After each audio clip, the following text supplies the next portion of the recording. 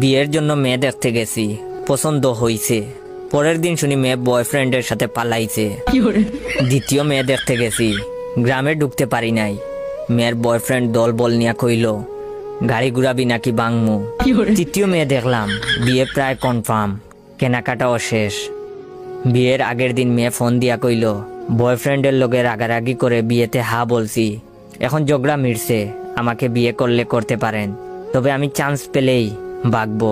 চতুর্থ মেয়ের সাথে প্রায় বিয়ে হয়েই গেছে, প্রথম কবুল বলে ফেলেছি।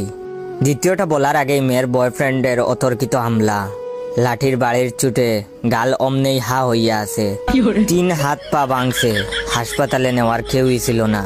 পঞ্চম মেয়েকে দেখতে আমাকে হাসপাতালে রেখেই বাপ মা মেয়ে দেখতে গেছে।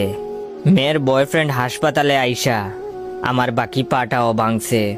আপনারা আরো অ্যারেঞ্জ ম্যারেজের আশায় বইসা থাকেন, প্রেম কইরেন না। তবে আমি মনে মনে সিদ্ধান্ত নিয়ে ফেলেছি, এই জীবনে আমি আর বিয়ে করব না। তবে আপনারা কমেন্ট করে বলবেন আমি কি ষষ্ঠ মেয়ে দেখতে যাব নাকি এভাবে সিঙ্গেল থাইকা মরবো।